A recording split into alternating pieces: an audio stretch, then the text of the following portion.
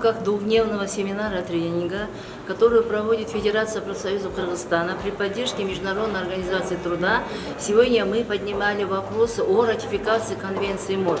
Наша Кыргызская республика ратифицированы 53 конвенции, в том числе 11 основополагающих. Но, к сожалению, мы должны сказать, что с 2008 года ни одна конвенция МОД не ратифицирована.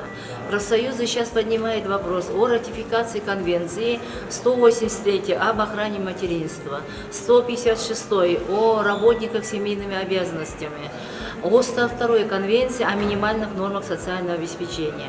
Мы понимаем, что эти конвенции трудно будет нашему правительству ратифицировать, но надеемся, что мы в этом направлении будем работать. Мы сегодня рассматривали рекомендации 202 о минимальных нормах социального обеспечения и рекомендацию 204 о переходе от неформальной экономики к формальной.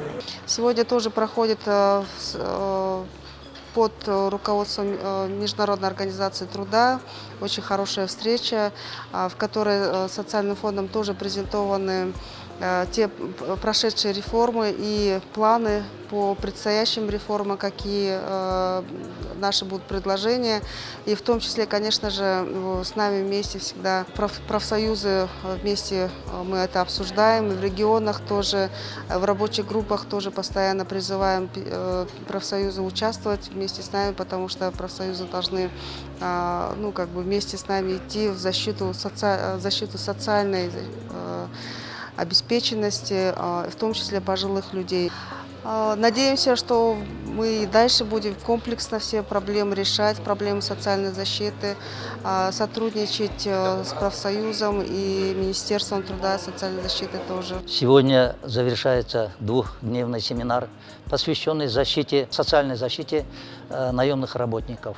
Совместно с Международной организацией труда, Министерством труда и социальной защиты, Федерацией профсоюзов наметили пути преодоления кризисных явлений. Не секрет, что правительство Кыргызской республики делало очень многое, чтобы преодолеть последствия пандемии. Геополитическое столкновение крупных великих стран привело к тому, что это отразилось и на нашей жизни.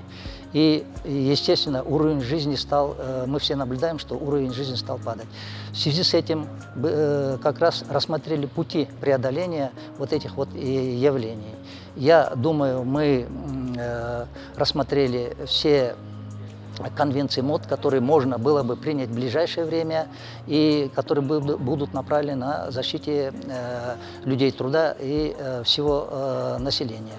Вместе с тем хочу сказать, что Федерация профсоюзов Кыргызстана сейчас идет к сплочению, единению, чтобы достойно представлять наемных работников на рынке труда. Также я хочу отметить, что вчера координатор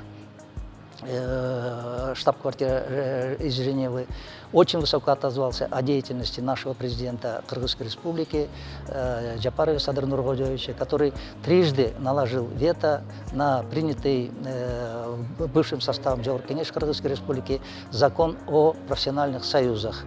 Это вселяет оптимизм. И я думаю, что профсоюзы, сплотившись вместе с правительством, наметив планы через генеральное соглашение, через отраслевые соглашения, региональные соглашения, совместно выйдут из этого положения.